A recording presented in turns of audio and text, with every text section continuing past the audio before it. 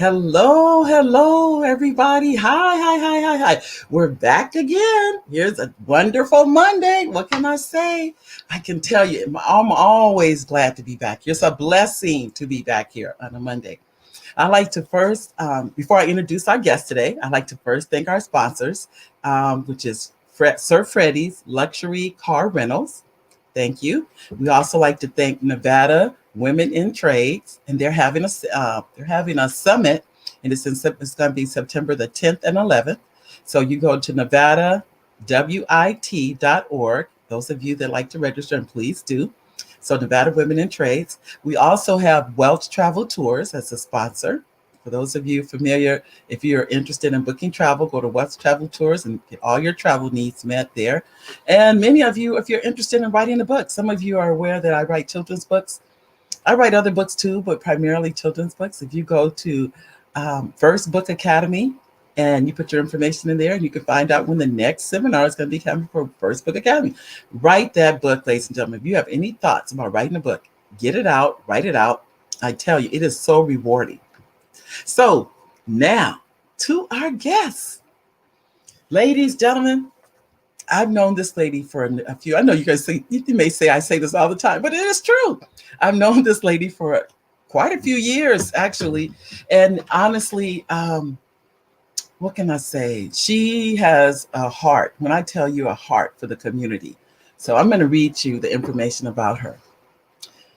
Dr. Regina Patenstell is someone that has exceptional skills in the following areas: organizational leadership, motivational speaking, team planning, team building, budget development, project and event organizer, collaborative skills, and strategic planning.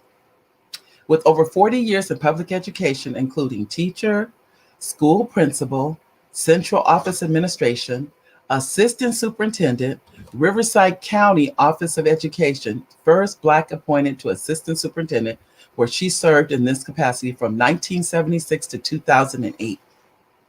Dr. Pattonsdale received her doctoral degree from the University of Southern California in 2004 in educational leadership. She earned her Master's of Science in Organizational Racism. Prior to making Riverside her home, Dr. Pattonsdale worked at Governor State University in Park Forest, Illinois in 1976. Dr. Pattonsdale currently serves as the president of the Riverside County NAACP branch number 1059 from 2017 into present.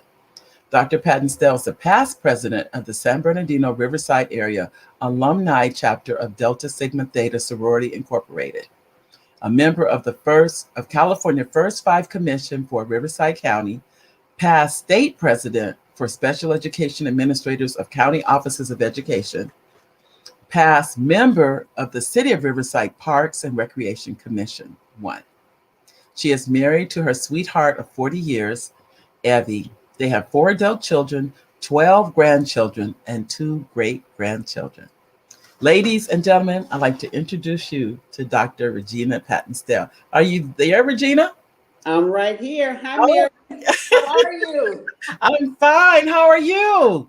I'm wonderful. I had water aerobics, so I'm feeling pretty good. I've had water. Oh, well, you look beautiful. You really do. You look refreshed. So, I feel great. I feel great. oh, It's a good Monday. It's a good Monday. good. Well, I can tell you, as I mentioned to you just a few days ago, Regina, when you came up, what I knew about you individually. I didn't know a lot about your family. I just knew you as a person, and that's all. That's what I fell in love with that, Regina. I had no idea of your organizational skills. None of that. Isn't that something? That's true. We never talked about what I did. Yeah. I never did, but I can tell. Well, why don't we introduce you to the audience? You were born and raised in Illinois. Yeah, I was born in Chicago. Yeah, Oh, Chicago, okay. Illinois. Chicago, Hmm. Illinois. And I actually grew up there. I lived there for 26. I went to undergraduate school back there. Many people probably have heard Southern Illinois University. If you're a Midwestern person, Right. Camp College University was famous for Kappa Carnival in Uh-huh. the spring. But I grew up on the south side of Chicago, and actually, probably about 10 minutes where Michelle Obama grew up. And Okay. yeah, right close to Hyde Park. Well, she grew up in different, anyway, South Side is pretty small. I grew up there and I taught 4 years actually in Chicago. I'm a special ed major Uh-huh. and I love Chicago. I love Chicago, Oh, but my specialty area actually was behavior disorders, okay. particularly autism, which was kind of new then, Uh-huh. and learning disabilities. And so the public school system, I loved it. I ended up teaching a lot of, if you know the, they call them Blackstone Ranger, that area, Mm-hmm. second generation of kids in Woodlawn that moved over to we call Gershon area. But it was nice. I mean, inner city, and I loved it. You know, I was young and I loved it. Uh-huh. So I decided to go back and get my master's because those you are in education realize you make a little bit more too. But they had a new thing called institutional racism. I'm like, what is that? Yeah. Remember that? I was like, what is that? But I used to roller skate and I used to go out dancing, you know, pretty much. And my girlfriend was like, oh, let's just do it. You know, and I said, okay, I'm going to do this new major thing, institutional racism. And I found it pretty fascinating. I mean, Uh, even having a 4 year undergraduate degree, we never talked about the system in which we lived and grew up in. So I found it fascinating. So hold on to that fact because I ended up getting a master's in institutional racism. Just picked it because it was interesting, right? uh-huh. Uh-huh. Hey, I'm going to tie it all together about God. Okay. Okay. So, make a long story short, I decided I came out here a couple of times, had an interest out here, and I thought, oh, it's California, it's free spirit. I loved it. I said, I'm gonna move back to California. You have to have a master's if you come from the Midwest to teach Right. in California. Didn't know that, but I had it because I was interested in this major. Uh-huh. And God has a plan. Yeah. I went to a special ed conference. At the time it was called Riverside County Superintendent's Office. They were there recruiting. Anyway, I ended up in an interview. They offered me, I didn't know this at lunchtime during the conference, they called my principal. And I had a tough principal. She was a Delta, and I'm a Delta. I might mention that 51 years I've been a Delta. But she was tough. She was tough. And she gave me an excellent recommendation. They offered me a contract before they left Chicago. And that was Well, it. And I said, ooh, you know, you kind of wish for something, and then it's like, bang. And the brother, Joseph Robinson, he said, uh-huh. they don't do that often. He said, sister, they don't do that often. I said, well, he said, we already talked to your principal. We know what you can do. He said, you need to do this. I said, I never heard of it. I never heard of it. And he said, then I said, it has a ring. It does have a ring to it. I signed a contract. Now, I'm from a family of 8 kids. Right. Right. I did have my own apartment. I went by my mom's that day and said, Mom, I signed a contract to go to California. She was like, what? You didn't talk about it? You better call your older brother. He knows kind of like your father now. And when I called him, he just fit, he's a cop. He was a cop. So he said, well, only way you're going to go, you're not going unless you take one of the boys, 5 boys and 3 girls. I'm the Okay. oldest. I said, Oh, okay, I'll take Gregory. Take my youngest brother with me. I know he'd be game. So we drove out here that July. I brought my car, basically my brother, my TV, packed up some stuff, and drove to Riverside. When I got to Riverside, I was a little surprised because they had said it was a suburb of Los Angeles. And if you're from the Midwest, you think of a suburb as a town outside of a city where you can get a train and go in and out. right. And that's not the situation. Still looking for the suburbs of. Mm-hmm. Anyway, it's the city in itself, and it was very different, very, very different from the south side of Chicago. Mm-hmm. So after I went through initial shock, I liked the place. It was pretty. My place was gorgeous. I had although I lived across the street, I had an apartment. They call it a bachelorette kind of thing. Uh-huh. I had an apartment across from Lake Michigan with my girlfriend, one of my college roommates. So I had a nice flat. The flats are like large flats, fair apart. Mm-hmm. You can see the lake. I moved to Central Avenue. The sand. It had a golf course in the back. So I was like, okay, I don't play golf. But I started running, which was kind of nice. It was just very different. That's all I can say. After Right. shocked. And it was when you come from a family, a large family of 10, I went to Mhm. college and I always had roommates. I realized Uh-huh. I got there. This is the first time I've ever lived alone. You come in a house with 10 people, and then you go to Yeah. college. You know how in college you have all these roommates. If not, Right, right. it was the first time I was ever alone. And I found myself thinking a lot, doing a lot of reflective thinking. Right, right. So anyway, make a long story short, I loved the job though. And Oh. I got to work in a clinical setting. If you're a behavior Uh-huh. disorder trained person, you really want to work with a psychiatrist, child psychiatrist. I mean, all the things that I dreamt of professionally was here. Just Right. not friends and skating and the club. And, I, Oh.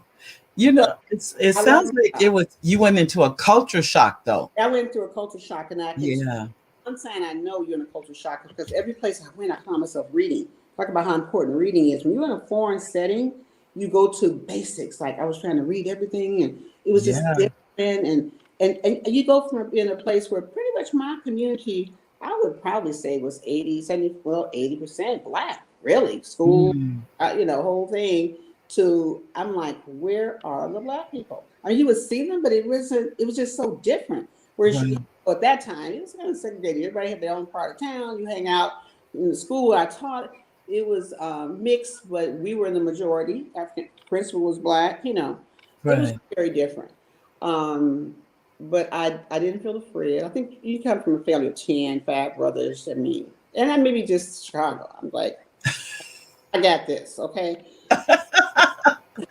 And the big thing was I lived in a really nice area, a lake shore, but still in my apartment I had deadbolts and locks, and that's just the city living, paid for parking.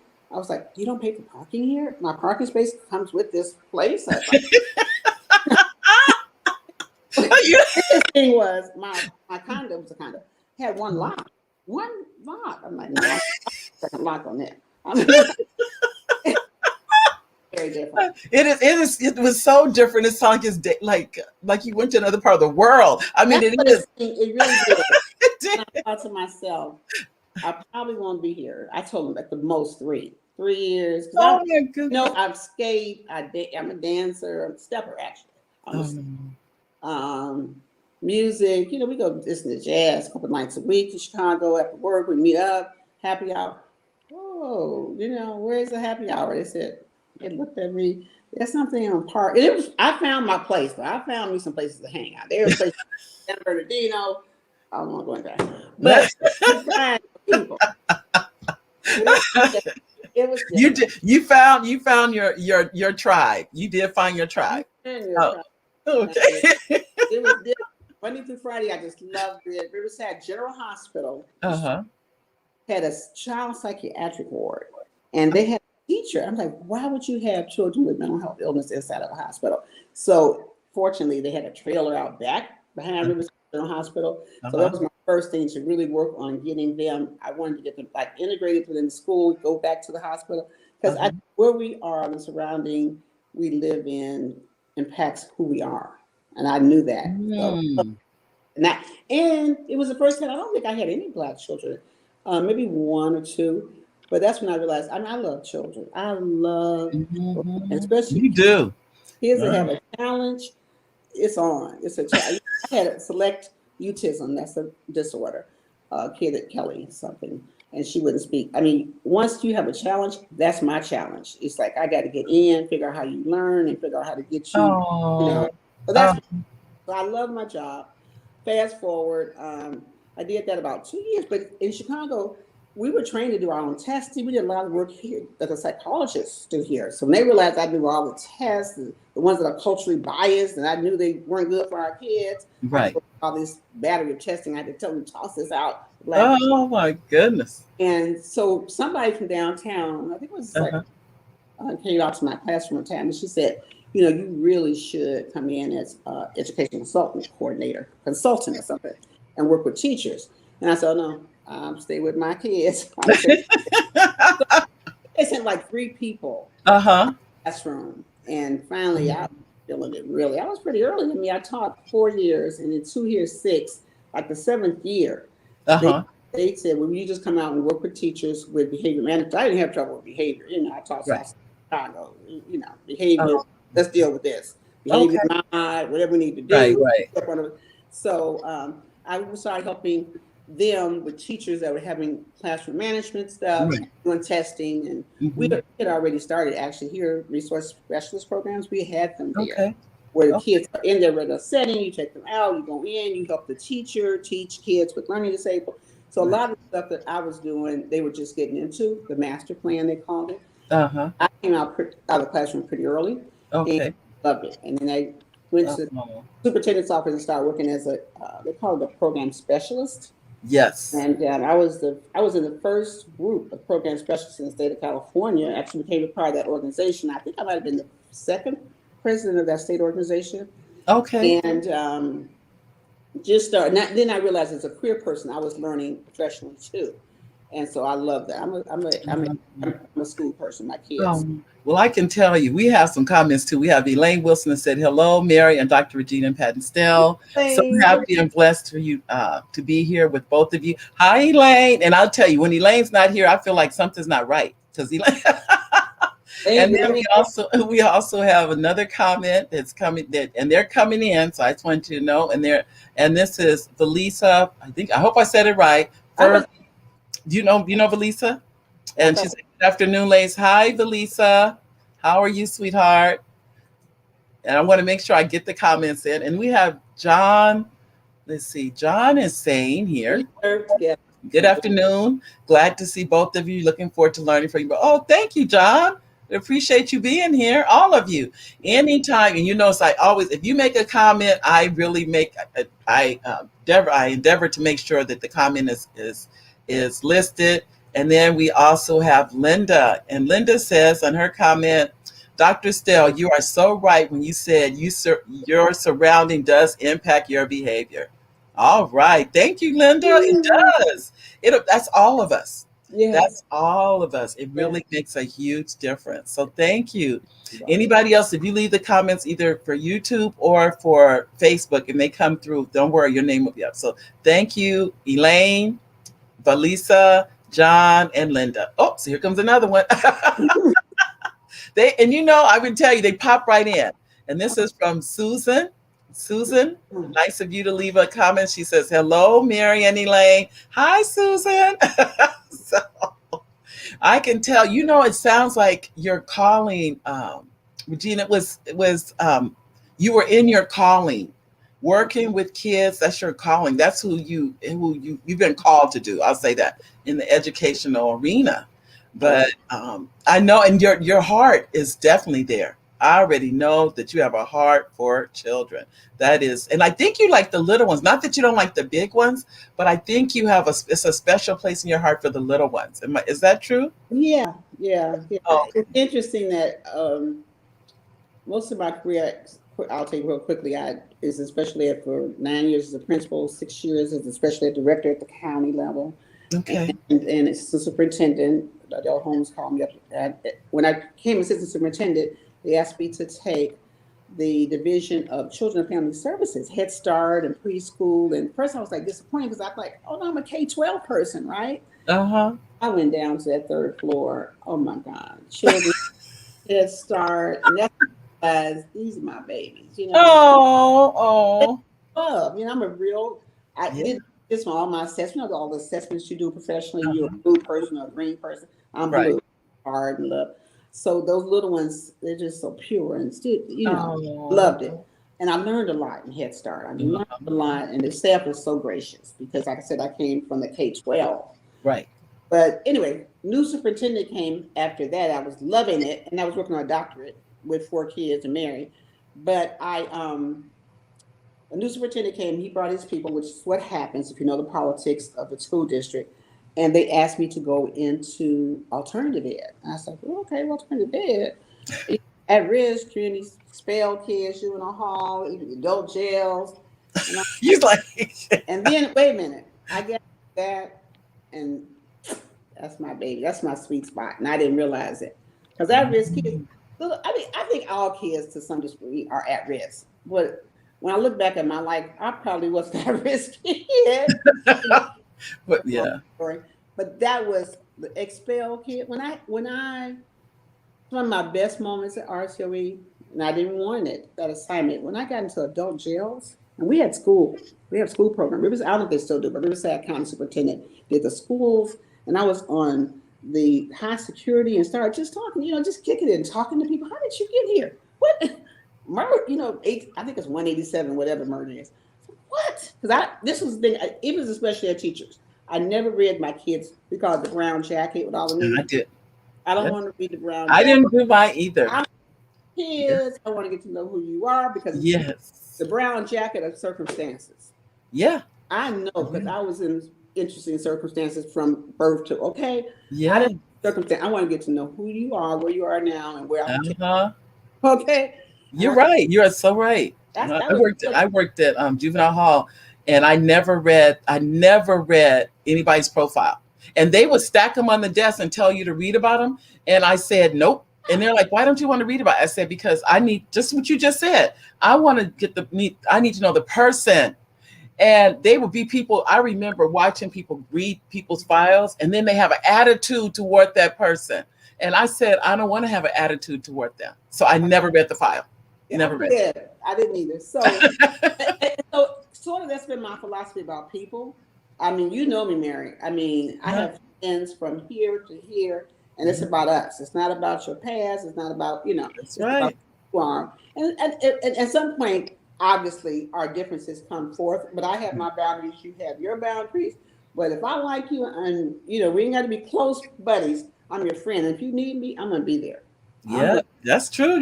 That's who you are, Regina. And I don't care if you're on the street. Because one thing, we grew up in a house, and I tell people this, we have 8 kids, and being fully transparent, I'm the only college grad. Had a brother that did reception role in the police department. I have an intermittent drug user to this day, brother. I love him, but he still uses drugs. And we just had a mirror. But when we came home at Thanksgiving, my mother looked, she said, you're all my kids. We dropped the titles, doctor, sergeant, captains, we come together. Because it's only by the grace of God that I'm the principal and you're the janitor. That's right. That philosophy, I can say anybody, if you have kids in life, my mother gave me that. We call her Bernice. And that was just a good thing. We are people by the grace of God. We happen to get to do what we do. And we carry that with us. That's right. A sense of humbleness and thankfulness and readiness to be there for each other. It to me a long way. I thank you for that. So I don't know. I did 30-something years at Riverside Superintendent Schools, and my mom got sick, and so I ended up coming out because I love my job. I love my job so much. People laugh at this. I hated for Friday to come because I liked it that much. Oh my gosh! I love my family. I had a great husband, still do. We've been together 42 years. Evie, at some point, he was in sales, and he said, I'm going to come here and raise our children. He said, and we're going to let you do what you do. He ran this house like a military place, but it'll work for us. Right. And everybody went to jail. They got, all 3-degree folks. The other one, she's a survivor. She's making it. We had a good family life because of us deciding. Something else that came from Bernie. Who does it best should do it. Don't get hung up on gender. Don't get hung up on education. My parents were young children, had 8 kids. They, were together. Right. My dad helped bathe, he helped cook. Whoever does it best should be the person who do it. That's a Bernie-ism. Right. Came up and brought our kids up too. My boys the same way. They hands-on dads, and because it takes a village, and that's what every child needs to know what their specialties are, and that's what they should be honed to do. Do. So always trying to make it work for the best of the good. Okay. We have a comment from Richard Nichols. Richard says, I like people who like young people and work with special education. Thank you, Richard. I tell you. And Richard is a Bid Whist buddy too. Me and Richard, we play Bid Whist together. We never got a chance to really do that because we haven't. But don't worry, we got time. Elaine said, play a Bid Whist, but I'm a Boston person, really. Okay. It says, that was God's plan, Dr. Regina. We just have to trust him and move. And where he says to go, thank God for us, you listened. Oh, that's a blessing. Oh, that was very sweet, Elaine. Very sweet. Mhm. And then Richard, he left another comment. And Richard says, decided to make it a little bigger. It's like, is the file different from what's in the IEP? How do you do the IEP without looking at the file? Mhm. That's what he wants to. He's asking me. Yeah, I would always say to you that, of course, about IEP, that's, for those who don't know, that's the individual educational plan. Mm-hmm. And I always look at it because you need to know what the goals are. You need to know what your goals are for lesson planning. Right. But its background does not lend itself to the connection of what the educational goals are. Now, if you taught any amount of time, you know what I'm saying. I might need to work on articulation or syntax or word, increasing word, sentence length. Those are educational goals. Right. I don't need to know that your mother, mama, and auntie did this to you at 6 to help you learn how to write a sentence, how to spread. So you need educational goals. Mm-hmm. Really, the kids' whole background. And some of the stuff I think that they put in educational profiles are not necessarily critical to educational goals. Right. Right. So Okay. that's why I say, no, I do read the IEPs, the goals are in there. But I'm talking about psychological evaluation, all that. I usually read that a little later. But I would Um, review IEP goals, my goals, yeah. now mine was that we would read the whatever they were in juvenile hall for. So Yeah, whatever it was, yeah. and so they would say you might want to read, about what so and so, or they would tell you. Some people would tell you because they Oh, didn't yeah. know. But I just said I didn't need to go into all that kind of information. To me, as Yeah. long as because the one thing, and I'm sure you feel the same way, we treat kids with respect and how we want to be treated, Mhm. and every child does not act the same way with every adult. Mhm. Let's just be honest. So That is so your true. your kids, they may act differently with another, like for instance, another teacher coming in your same exact classroom, same exact lesson plans, but it's how that person is treating those kids, of how they're reacting to that. So it's And so that is many really true. things. Yeah. Yeah. It It, made me think of something that came up when I was okay. did my doctorate at USC, and it's Mm-hmm. in leadership. Okay. Okay. And the class, we had 3, I think, on curriculum. But one night we had a long discussion about what is the importance of the curriculum in Mm. child success. And we, Right. education people, we talk and talk. But the bottom line, I'll never forget, it was Professor Ferris. He went to USC, Robert Ferris. But anyway, he let us all talk. He said, now the research basically has agreed. There's a lot of discussion about this, but the bottom line is it is not the curriculum. It is not the curriculum. The Yeah. magic potion is that teacher. It's the teacher. It's the teacher and the child's dynamics or relationship, that interaction. Because every good teacher should have a toolbox, right? Many tools in there, because no one tool is for any kid. But it's the magic of the dynamics, we call it didactic exchange of you knowing the child, he knowing you, the relationship that makes that curriculum successful for that child. Right. And I always tell people it's not the subject matter. You need to be a professional and know your subject matter competency, whatever you're teaching. Mm. But it's your ability to adapt that to one's child or client. So that's something that's a magic ingredient that people, and that's a difficult thing to teach. Really, it's almost Mm-hmm. another philosophy, and I learned that over 40 years in education. Right. Teaching is both an art and a science. Yeah. Science, learning in school, you go how to learn, you learn all the theories, but the art is learning the timing. And I'm going to just share something with you, and this is coming. Okay. I'm 71 years old. I believe, even running an organization, and I've been a president of Delta here, Jack and Jill, state special ed director, several things. It is that skill of knowing who, what, where, who should be where, when they should be moved. When Mm-hmm. you don't know you need to go to get it. It's the art of all of those skill boxes. And It, that comes in time and with prayer. and with prayer. Right. And Oh yeah, in without prayer. a doubt. I think without a doubt that is it is so important to have prayer. We don't know everything that's going on. It's impossible. But Mm-hmm. I know we have a couple more comments before we. Sure.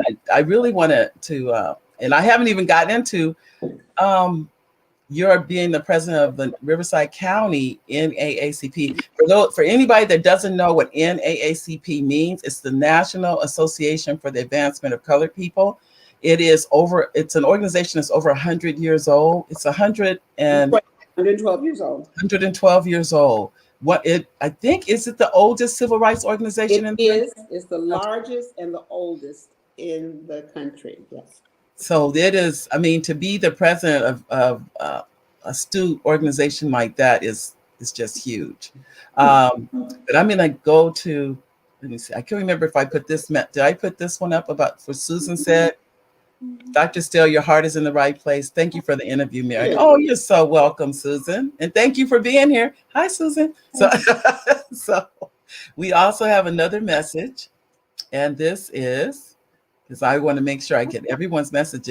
Linda Harrison, absolute wisdom coming through. Thank you, Linda. Thank you. All right, and I can tell you, and she when she's saying these things, she means these things. Ladies and gentlemen, like I said, I've known this lady for a while, and she means everything she's saying here. But I wanted to also, I'm going to take just a quick second. We're going to do a quick commercial. We have to let I call them commercials to talk about our advertisers, and we'll be right. I'll be putting Dr. Stell right back. So just a moment. Okay, ladies and gentlemen, this is our quick commercial. It is that you support our sponsors, Sir Freddie Luxury Car Rentals, and you see it scrolling across the bottom. We have Nevada Women in Trades because they're having their their summit on September the 10th and 11th. Please support them also, and it's NevadaWIT.org. You can go there to find out information. We also have Welch Travel Tours. You can book your travel, hotels, cruises, all that book right there. And if you are planning on writing a book, you're interested in writing a book, you can go to First Book Academy. And I'll also put the number, I haven't put it up there yet, but the number, if you like to call, you can also call for First Book Academy. I don't think First Book Academy is up there, but anyway, firstbookacademy.com, either of those. So that's our commercial as we get back to this wonderful interview with this beautiful, beautiful lady, Dr. Regina Pattonsdale. There she is. Okay, Regina, you are now, as we know, there was a president of NAACP. She was the president for, I believe, over 20 years, and she passed, and that is, many know her, Woody Rucker Hughes. So prior to being president of NAACP, what position were you in before you were the president? I actually was the vice president before Woody passed, but I laugh, and I'm excited. Had my life with my children, my husband, and Riverside superintendent of schools, but United Way, as all of us who are professional people, our jobs had us to contribute. I chose. They gave us a list on United Way, and NAACP Riverside was on there. Uh-huh. And as cabinet members, it's almost a requirement, really. But I'm picking. They try to tell you what to pick. I'm picking when I want to pick. I picked NAACP, so I contributed money to them when I was in that position. Right. And I had a call, and I had met Woody because we're Deltas. I was a Delta in 19. I played my sophomore year in college. Okay. So we could see each other in a Delta circle, but like I said, I was at job in my family and in a doctorate program. But I contributed to him. So she kept saying, "We need you, soror. We need you, soror." And I said, "No, I knew I couldn't add anything else." In church, I was a member of Vine Life for almost 30 years. So my life was full. And finally, when I retired, I took my mom here, and Woody called. She said, "It's time." And I said, "Oh, no, I don't want no office," because like I said, I've served as president in several organizations too. And she said, I said, "What do you need help with?" And she said, the silent auction, which is a component of this Freedom Fund event that the branch does every year. Right. So artists, I don't know artists, but I know how to put stuff together. I'll figure it out. So I took that on. And as I recall, you were the chair of the Freedom Fund Committee. And I thought Mm-hmm. that, or I could tell, I said, she organized. People come to me, you got agendas, I can do this, you know. And we Mm-hmm. are home. So I worked just as a component of your team Right. and learned a lot about putting together an auction and Mm-hmm. a lot of connections in this whole. I work the county, so 23 districts. I mean, I got connections all over the county. So I loved it, and it was something my husband and I could do together. He came on board with me. You know, we Yep. built that up. We met a lot of artists, and so we started. I loved it. I was happy doing the auction, silent Uh, auction, and going uh-huh. through and doing it with my baby all year. You know, Mm-hmm. so I'm driving one day, still working. I was still working when you called me and said, I got something to ask you, sis. And I said, what? You said, for right now, something's going on. Can you just take the committee for the Freedom Fund, which is this big event that the branch does? It's really operational cost for the year. And I said, oh, I don't want to take anything else on. I'm not administration. I'm not. And you said, I really need you to do it. I prayed on the Lord, told you to call me. And then you told me what was happening. I said, you know what? Oh, yeah, I'm there. I can do this. So I took on your chairmanship from your committee. And I was doing that for several years. I get maybe 4, 5, 6 years I did the Freedom Fund. And then Woody called and asked me if I would do the vice president, the second vice, I think. And I said, yeah, I'll do that. So that's kind of how I got into the branch through you. Hey, Well, when I can honestly tell you, and I'll tell you, I don't think I've ever said this to you. I prayed about it you did. before I ever said I asked you anything. And it's like when we talked, I didn't know your background. Think about this. I had no clue of who you really were. If we be honest, I No. just knew your heart. That's what I knew. Mm-mm. That's what I knew. I didn't know your organizational skills. I knew any of that. So I would tell you, and as I'm saying this to the audience too, that it was definitely God in the midst of this. But now I'm sure you didn't expect to be the president. Let's just be honest. Oh no, I was done. I mean, Crazy Delta, Jack and Jill, we done. You were- you thought you were done. I thought I was done. No, you wasn't done. Done. I thought I was done. And I'll tell you a little. When people know where I've shared it. Woody and I became very close. Prayer partner. We taught. I mean, that was truly my sister. And even in the last day, she's asked me, "Are you going to do it?" And I told her the whole time, "I don't want that. I don't want to do that. I mean, I will help. I, give them the money, write a check. You sound like me. But and she said, I'll never forget. She knows she got real quiet, and she said, it's your time. I think she said, I know. Because a lot of times she had really tough decisions. I mean, anytime you have that many years of administration, I did personnel director. I mean, not too many crisis situations. I haven't had the responsibility of trying to figure out what we're going to do. Right. She said, you can do it. And I said, I don't want to do it. So she said that day. She said, sis, it's a little thing we say to each other. She said, I'm just asking you to consider it. So even when she was in the hospital, I was in Chicago, I had to go to Chicago. We talked, it's not back and forth, how's she doing, this kind of thing. And we had a couple of times. Anyway, make a long story short, she passed in Chicago, got back, had to get things done, her funeral, which was I'm so thankful. Everyone was on the call. The city stepped up. We did a beautiful. It was beautiful. It And was. It was a homegoing, a true homegoing. Our daughter, Talisa's like a lot of people's daughter, but we wanted that to be okay for Talise and her family, who shared her so much with us.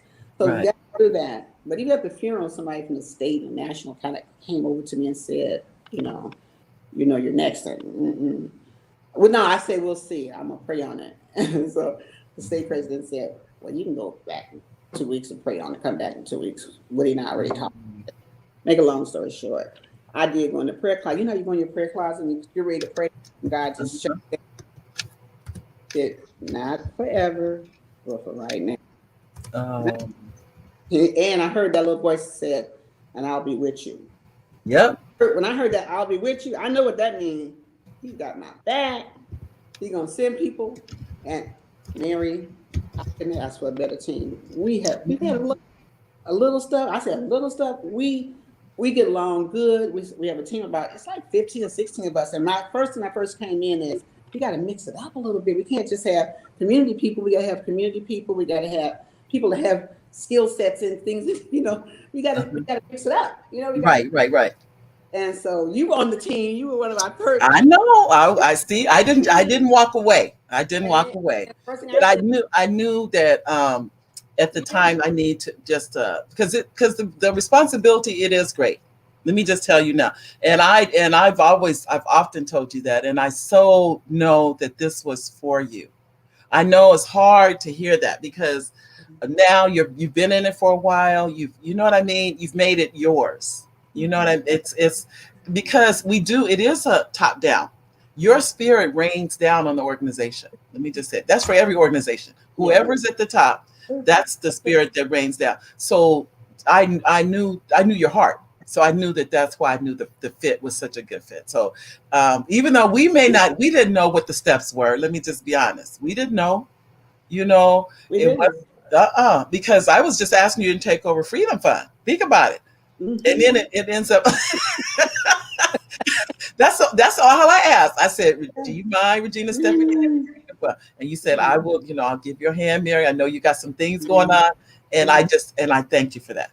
Yeah. I thank you so much. I have to say, you and the Freedom Fund team, a lot of us are still part of the executive committee, not everybody. Yeah. But that little core, because you realize you got to have money to do anything you do. That's right. We grew that event. I think when we first started, it was 100, 200 people. I don't know how many people were coming. We got to the point we had to shut it down. 700 people. I mean, it was the end of the year. I'd be on my way to the event. No more tickets. We're and that's not one person. That's a whole lot of us. Yeah. Sometimes it take us like 2 months to recuperate. But it was a wonderful and grounding experience, almost like pledging. It was just who became. Nobody knew what she was doing. She put people together and created that spirit, and we're gonna carry it on. And we carry. And the new people are coming. The younger people are coming. That's my thing now. Is we know we had a strategic planning after she died. We got a plan, which I want to share before I leave. The fabulous plan is. This is just my 3rd year, I guess now. Because it really is I read the charter. I read the Constitution. That's me. I read the whole thing. And the Riverside NAACP 1059 is a county NAACP unit. Started in Riverside. Read the stationery, you read the history. It was always meant, this is Peppy, I can't talk to Black Chamber. We are supposed to cover the pass area, the desert, lower and upper desert, San Jacinto. And we had the whole country, but fortunately, Lake Elsinore, which was one isolated branch, has expanded their radius, which is wonderful, to Southwest. Riverside County is huge. I mean, that was my favorite. So it is. Driving this county, I loved it, but we have a plan. Right. We're going to. Oh no, it is. We have regional representation because the African American population is sprinkled all over the county. To have power, you have to have members. You have to have a plan. So once we get it solidified. And get it working in cooperation really good with Southwest. Right. We'll have a leader come and do what they need to do. But we need that representation in the past, then in Beaumont, I say Coachella Valley, San Jacinto, and our population has shifted, the African American population. So we're getting there. Okay, I just want to get the comment. Linda Harris-Dunn. Linda said, agreed totally with Dr. Stell regarding skills coupled with art and science, which creates a systematic approach. Thank you again, Linda. Your comments are just so right on point. Talk to me. Hopefully you remember. Well, this is what I'm going to do, because I'm going to make sure I get this in. Because first of all, I missed a comment. Hold on. I just saw a name here. I did not get a chance to call. And I think that was my wonderful sister-in-law. And it is. And her name. Hi, Tanya. This is my sister-in-law. Her name is Tanya Dossman Welch. And she is a definite supporter. Obviously, hi Tanya. So I would just want you to, because I'm gonna make sure I put the website up for NAACP for Riverside section. They're always seeking members. And let me just say this, and even though Regina hasn't even got to that part yet, you're not gonna believe what the membership is, ladies and gentlemen. I'm not kidding. I can't either. But I'm gonna say it out loud, Regina, because it's hard to believe. It's only $30 a year. $30. You can go to Starbucks a few times and that'll be $30. Let's just be honest. So it is so reasonable. So reasonable. It's no reason not to join. My husband and I, and Regina knows when you're saying about me, Oliver is right there with me. Anytime you guys see me doing something, Oliver will be right there. Whether it's meetings, whether it's going to events. So just like Evie is with you, Oliver's with me, and I just thank God for that. So those of you that don't know, he may stick his head in here. I don't know, but you see, he has a comment. He'll put a comment in. But I want to make sure that I put up the NAACP. Let me get that up for you because I want those. If you're not a member, and you do not have to live in Riverside to be a member, let me say that. Am I correct? Right. You have to live or work. In Live, Riverside. and you can be Okay. but live or work in Riverside is what the membership is made up of. But we have many people that send us checks from all over the place and our members. Pasadena. Because they're supporting the organization. They're supporting the organization. Mm-hmm. Okay. So you can also do that. So this is the website you can go to, and you're welcome to join. I want to make sure I had that. So people that are interested, we try to be, our membership, we maintain an NAACP membership. We're one of these people. I think that's really wrong. I think we came in borders maybe 6, maybe not even 100 active. We're up there now, 400 or 500 people. And you don't have to be a member to stay in contact with us. Right. Because of your, expertise in helping, we now have a texting blasting system. If you want anything about what we're doing, you'll get everything that we're doing. If you will just take out your phone and text to 48 48 48. So I'm gonna put it in here for you. 48 48 48, and they just put NAACP. Put NAACP, have a space, and then 1059. That is our branch number, and you will get everything that we do. Something you'll get most of committees, meeting, because remember, here we go. The reason that it's only $30 a year, we're all volunteers. None of us get paid for any of this. But we have many committees. The work of the NAACP, I think, is very unique. Truly, the work is done in the committees. And we have about 10 or 12 committees. That's why it's like a full-time job. I can't imagine working again.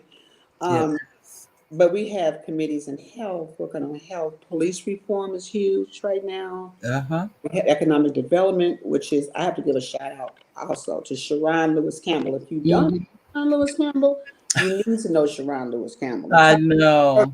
I can name some people. Robin Woods, who's not even now, active with the chapter, but we have people that put in hours for you. Listen to me. As Riverside community residents, you have people that put in hours to make sure we are working to improve the life of everybody, but specifically African Americans, young, old. Right. Reverend Maybon. I was Virginia Blumenthal is on our executive committee. Corey Jackson, if you guys know Corey Jackson, he's our political chair. Dr. Murray from UCR, she's an educational chair. She co-chairs that with Cynthia Woods, who works at RCOE. Well, she retired. We have, Jackie Carina, community outreach. Dr. Denise Fleming, who in her busy schedule leads up our civic group. We have Bill Howe. Bill, I talked to him. He's 89 years old. He does all the work we do with veterans. I talked to him the day. We need to give him a call. I'll check in on. And all these people were involved before me. Robin, Jackie Carina, Natasha, Jamel Adams. People have been in this. Dale Roberts and Carmen. These people have been in this for a long time. I'm new to the table, being here 10 years. And they're going to continue to work. But I just say, if you live anywhere in this county, you need to be a part of a branch. Either Southwest, and that's Pastor Oliver. You get a hold of us, we can put you in contact. He needs help. Because Southwest has some interesting things. Temecula, Marietta, Lake Elsinore. Challenge. We all have challenges, but they have new challenges, and they need people in those committees. But Riverside County is huge, and it is. We need you. We need you. And my All mom right. always say with 10 of us, if everybody does a little bit, nobody has to do a lot. And That's we right. can get it all done. So Well, I can tell you, you have a new member. Linda Harris Dunn said, definitely joining. She said, good. I need the membership and health right now. I need because health has taken over my life because I got other people, political, criminal. I mean, I got specialists and everything. That right. health is not my expertise, but I do what I need to do. So we got like 3 task forces working with vaccinations for our people, and we're not saying people you have to get it, but we want you to have the information, the real information. So the health committee, Linda, hopefully you're a health person or yeah, but call me. Mary has my number. Okay. The This people committees we right also away. have Tanya Dosman Welch, my sister-in-law. Hi, Tanya. She says, thank you both for sharing this great information with your audience. I'm looking into the Atlanta chapter now. Yeah. Oh Look yeah. at That's a that. brother. It's a young. So, That man, he's young. That boy, uh-huh. he's that's one of my mentors. Atlanta. Oh, look at that. And we also have Elaine Wilson. Elaine, she said also, Elaine said, yes, NAACP is doing great work. The work is meaningful and impactful. Please join and help wherever you can. Yeah, Elaine jumped in because I Elaine is. know. We have a youth division. I didn't mention that. Youth and college. They have Yeah. their own separate unit. We do a lot together. But Uh-huh. Elaine jumped in there, works with the youth. Now, hopefully, you're going to have my first vice come. I hope Sharon Lewis Campbell at some point, because she is the advisor for that youth in college. She also Uh-huh. does economic development. Anything I really ask her to do, she'll do it. But and because you need to, I would think, have her come to talk about the youth this year, this pandemic year. Right. They've been inspiration to me. Every rally, every civic engagement we had to, they've taken it on. Elaine has been right there with them. That's Oh, what you need. But our youth, yeah. Youth in college. well, I can tell you. I'm going to put this up again, and that is the NAACP. Oh, I put this. That's if you text 48 48 48 and then put NAACP 1059, you will be on their texting system. Yeah. And I am a firm believer these systems work, ladies and gentlemen. Yes. We stay, I mean, our phones are within hands reach of most of us at any given time, day or night, as a matter of fact. So when you get the text message, and what I like about NAACP, not only do they text about activities, they'll let you know when the meetings are. You get a text message for that. You get all kinds of text messages. But that's how you keep people informed and engaged. So I really do like, I'm about the texting system. And here's the website again for those of you that would like to join. Can we put Lisa's, our secretary's email in? I can. Here, just a My minute. What backbone is Tisa Rodriguez.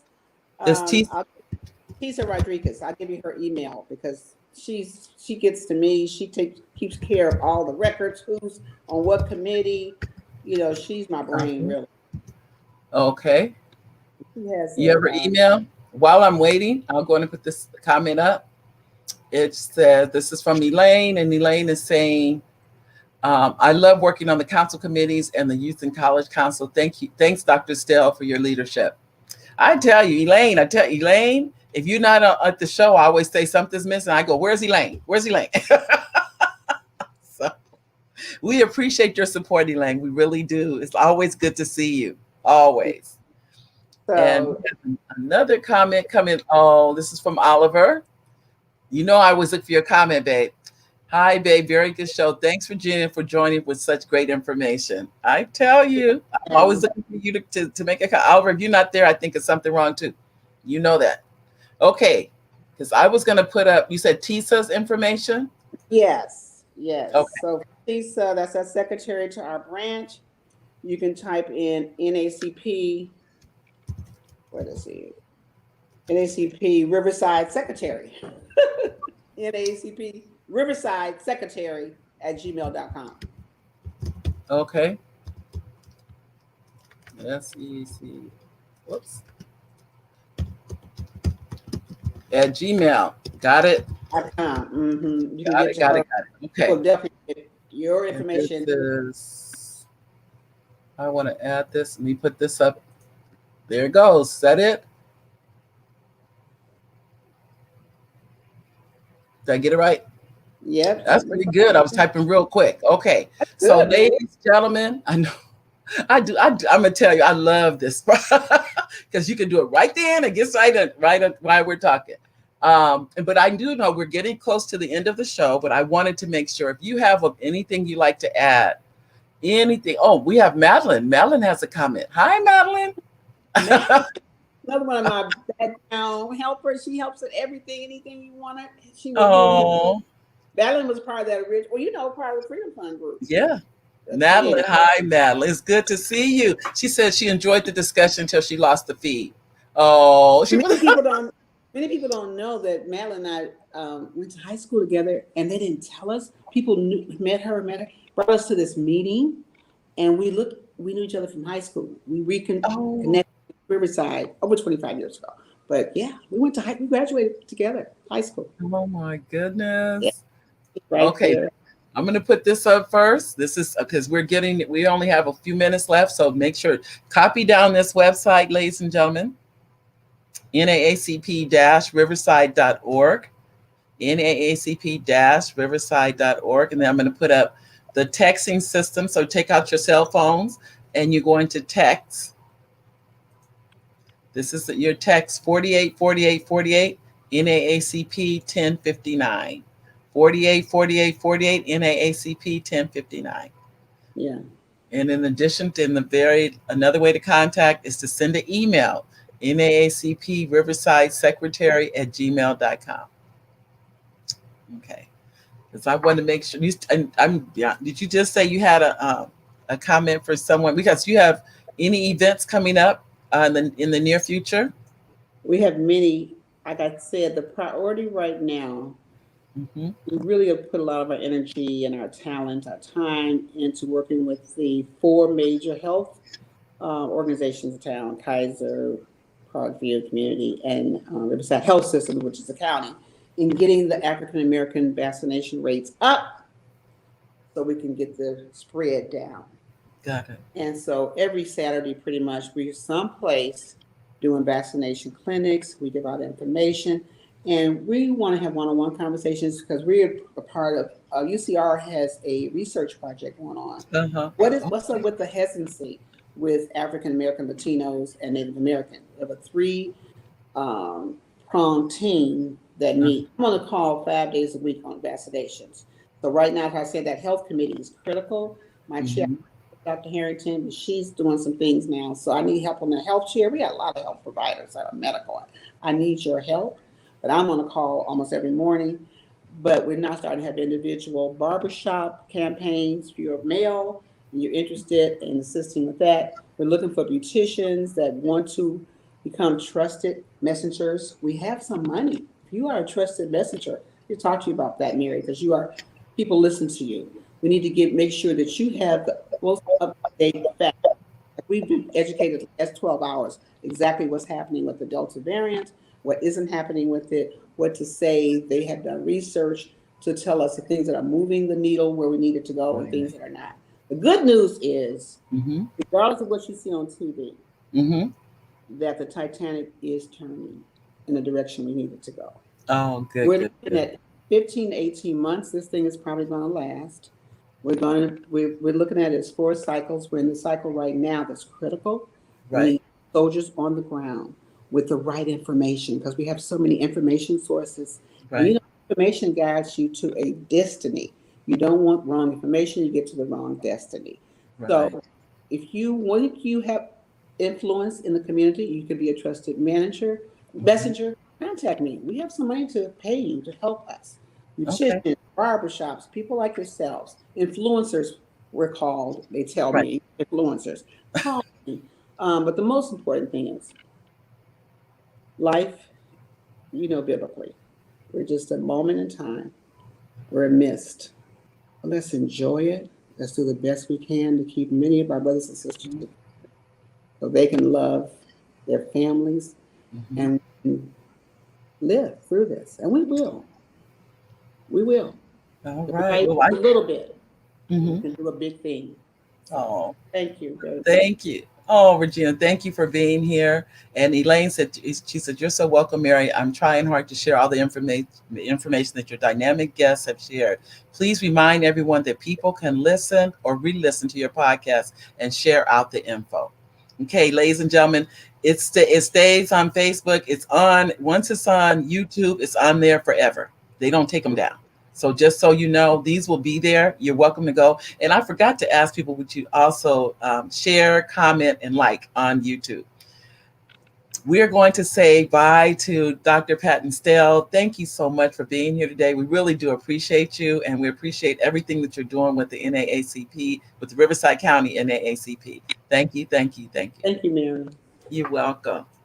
Okay, ladies and gentlemen, that is the end of our broadcast for today. Woo, we have had, I mean, wasn't it good? It's always good to me, no matter what.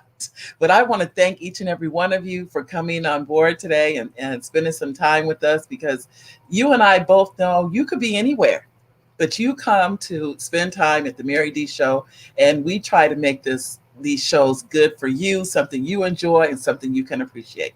Thank you, thank you, thank you. God bless you, and we'll see you next Monday. Bye bye.